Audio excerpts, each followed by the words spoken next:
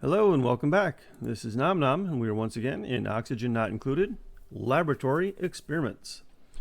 So this is the last experiment that I did with the thermal aquatuner and thermoregulator ethanol phase change cooling systems. And I had these four systems set up, and I was doing some tests just to see which one was cooling the best. They're all in line. 80 degrees, 83 degrees, 77 degrees. So this one actually works pretty well. Even though I don't like this temp shift plate being adjacent to and therefore interacting with this insulated tile. As you can see, everything, I think this is minus 67, minus 10. This insulated tile just got really, really cold. I don't even know, I guess that's just from contact with this really cold metal tile, and the temp shift plate just transferred a lot of the heat, or a lot of the cold over. In all these cases, the temp of the insulation got really, really cold. Just down here it got a lot colder because of that shift plate. So one of the challenges that I was having with this is that this metal tile has to have enough mass so that with the thermal transfer to the gas pipe, when we have a big flash of ethanol into gas to liquid, it doesn't heat up this metal tile too much. If this metal tile gets above like 60, 70 degrees, well then that ethanol is not going to turn back into a gas or into a liquid, and the loop is going to break.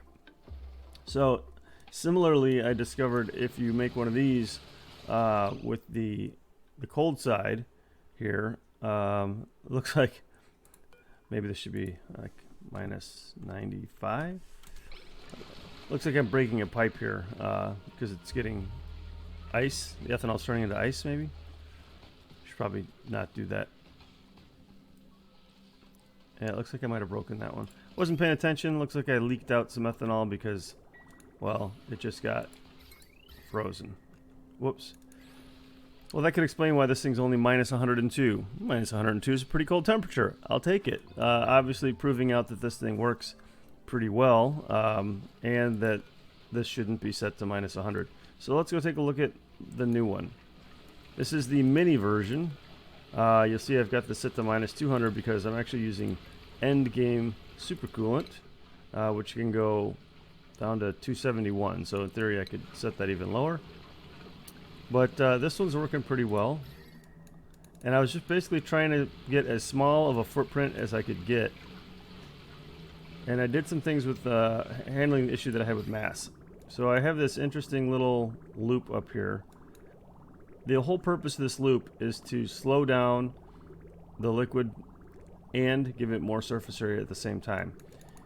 This up here has 1,000 kilograms of supercoolant in each one of these tiles. And the whole point of that is literally just mass. I could have put temp shift plates up there. They have 600 kilograms, I think, of mass. 800 kilograms of mass. But then they would interact with all these tiles very efficiently, and I didn't want to do that. I'm trying to keep these insulated tiles doing their job.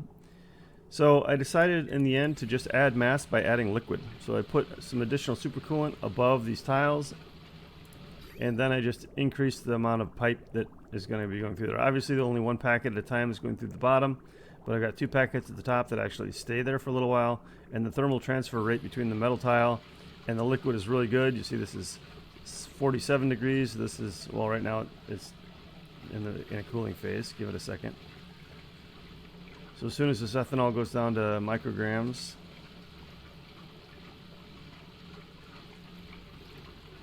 which it'll do eventually, maybe. Anyways, 50 degrees, 47 degrees. So this is continually providing cooling to the metal tile.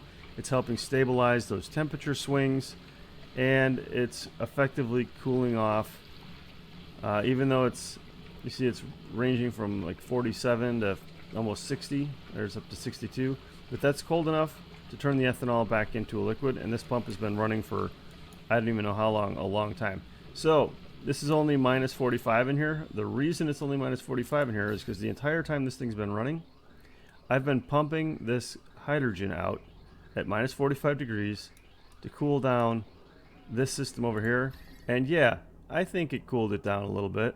I got a battery here at -5 degrees. Power transformer here at -12 degrees.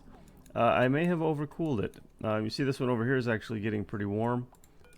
These don't run all the time, but these were getting close to 75 degrees at one point. These were pushing their temperature threshold, and I just needed some cooling in my power system. Yeah, that's ridiculous. So imagine what the temperature of this would be if I hadn't been cooling all this equipment down to -2, 4, 6 degrees. The warmest thing over here is 10 degrees, and it's actually, if we look at where the pipes are at, this thing's 10 degrees, and it's a couple tiles away from the last radiant tile. Yeah, it all just got really cold up here, and I was fine with it. It's an experiment, whatever. But the amount of cooling that this thing provides is insane. You know, we all know that the thermal aqua tuners are great at cooling, but this system, without having to do anything with the heat that it creates, is awesome. So this is it. This is the mini phase change cooler. It's as small as I can make it. I'll go ahead and take a look at all of the overlays real quick. So there we have our supercoolant going through a loop. I obviously could do this without supercoolant if I set the temperature threshold of this thing to apparently -95 degrees and use ethanol. This is just stealing, or I guess sinking energy into this supercoolant and returning the cold to the base. And then automation. Very simple.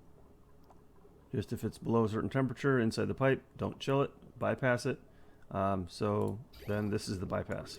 Comes in, out. If this isn't running, jumps over here and keeps going. That's it. Alright guys, very effective way to delete heat without having to worry about where to put the heat. Now yes, a steam turbine would definitely work in this scenario to get rid of the heat from the thermal aqua tuner. However, steam turbine requires plastic, and early game you don't have plastic. You could make this, as I described up here, very easily. Without steel. You just need to submerge it in enough ethanol that it doesn't burn itself out. Also, a word of warning: if this system starts too warm, if the liquid inside the pipe starts too warm, then these tiles don't get cold enough to, or run the risk of not being cold enough to turn the ethanol back into liquid. So don't start with a super hot liquid inside your pipe.